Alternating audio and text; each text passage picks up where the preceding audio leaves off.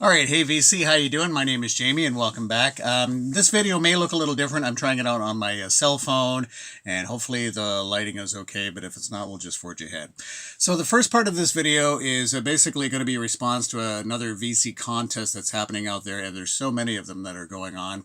This one is for China Ditch Records, and he's got a contest basically why music matters or why music makes it better. And certainly for everybody connected with the vinyl community, the VC, certainly music always makes it matter. I think all of us have such a deep connection to the music. We don't just listen to it. It's just not on in the background. I think we have such a connection to the music that we listen to that's why it matters so much, or at least it certainly does for me. Andrew at Tales for the Crate has a really wonderful video on this, very touching video.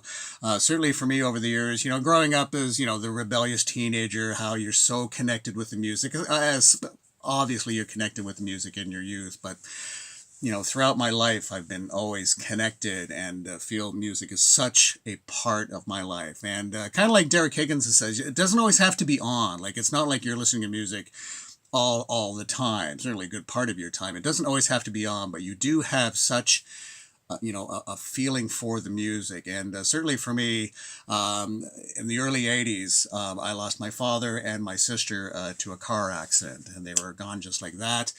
And certainly at that time, music, made such a difference, feeling so connected with the music helped me get through some of that.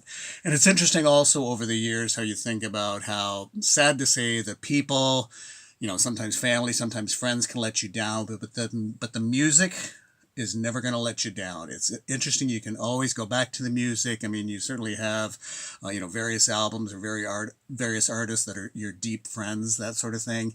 The music's never going to let you down. Your styles come and go, and old movies that sometimes you look back on and think, why did I, enjoy this? But for some reason, I don't know, the music transcends all of that, and the music is never going to let you down, or, at least for me. So that's just something about that, and I think we all feel, that deep connection with the music, as I've said certainly before. Okay, so that's the first half of the video, and let's get to some actual music here. So I did pick up some interesting, for me, thrift store / Value Village finds, because usually I don't really find very much there. I did pick this up just the other day, yes, at a thrift store. This cost me like $2 at Value Village.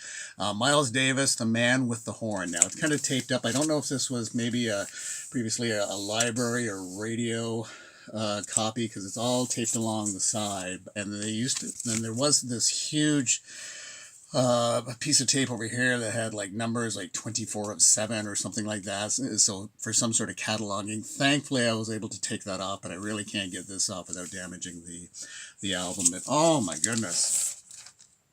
When you see Miles Davis at a thrift store Value Village, you just grab it. But what a great album. Overall. And this was his first album, certainly in a few years. This had come out, was it the late 70s or maybe 1980? And he hadn't recorded for quite some time. So this was, in many ways, kind of a comeback album for Miles Davis, if you can. Miles Davis has certainly come back many, many times, certainly over his career. But this is really just a terrific album. And this is on Columbia. And just right from the word, it's that Miles Davis horn trumpet that comes in the horn. Just amazing. Okay, so there's that. And then I came across this one at Value Village, and it was interesting. I was looking at records, and there's a guy right beside me who I knew was like a record vendor, a record dealer kind of guy, and he had gone through a lot of the records, and he was actually able to snap up, what was it, Mudhoney album? Yeah, for like $2, and so he was pretty happy about that. Now, for me, I'm not like completely into the whole grunge scene. I mean, I do like a lot of the artists, but for him, that was a good find. But he passed over this one, and for me, I was thrilled to find this. This is the MGs. Now, Booker T and the MGs, so this is the MGs after Booker T and Steve Cropper had left Stax, and they put this album out. So this is still with Donald Duck Dunn on bass and Al Jackson on drums. And then just, I think about a year or two later, Al Jackson was killed. And so yeah, this is kind of like their last album. And this is on Stax. And the reason the record dealer passed over this one, he wasn't really familiar just with the MGs. He thought this was maybe a religious album or something like that. So he passed over it, and it was like, the MGs? What? Donald Duck Dunn? Al Jackson? Yes, please. And this is on Stax. And so yeah, I was pretty happy to get this. And it's a great album overall. So yeah, I was pretty happy to pick that up. And they replaced the other members with Bob Manuel and Carson Whitsett, or Whitesett. And there you go. So that was for me, that was a pretty happy find for sure. All right, and got this one also rather inexpensively too. This is a Dave Brubeck album that I was not familiar with. Again, I have a feeling this was probably either a library or radio copy, the way it's kind of taped up on the sides. But it's Dave Brubeck, two generations of Brubeck, brother, the greatest spirit made us all. And this is nice, really pretty high energy overall. And was thrilled that this comes with the original sleeve that advertises other Atlantic jazz records. So I think you'll enjoy this. I was quite struck by this cover.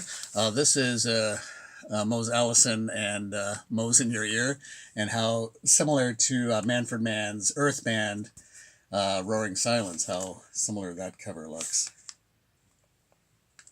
Yeah, so there you go. And then more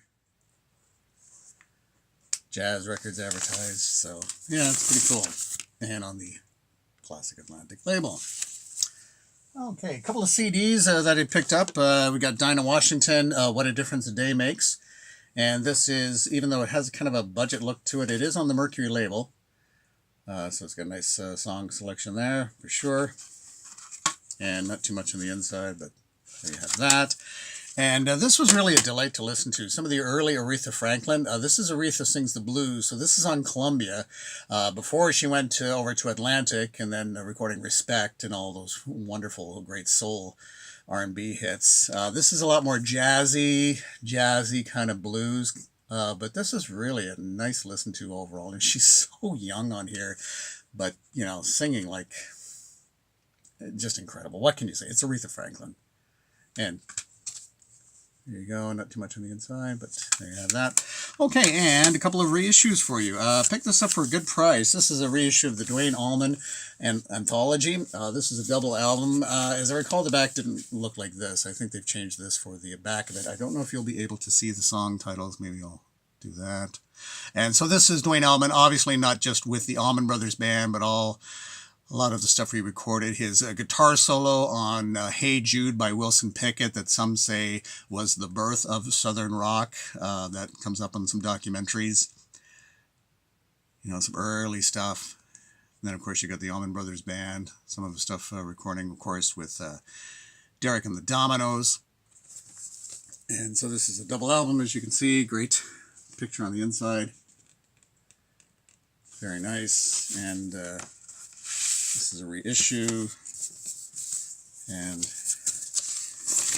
this nice 180 gram. But there you go. Okay, and one more reissue for you.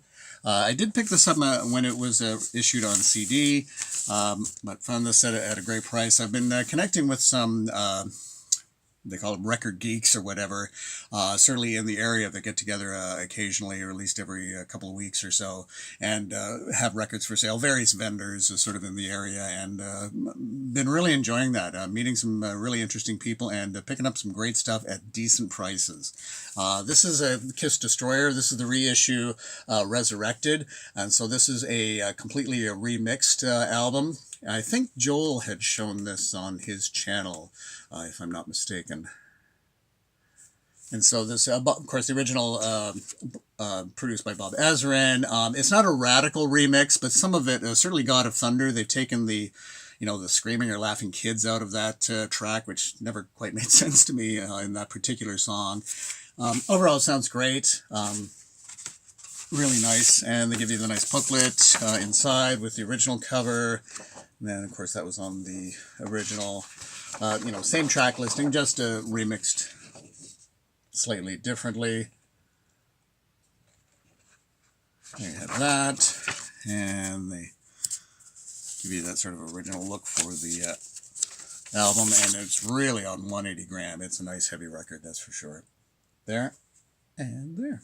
Okay, so that is going to wrap it up for this one. Thank you so much for dropping by, and do take care, and we'll chat again. Take care. Bye-bye.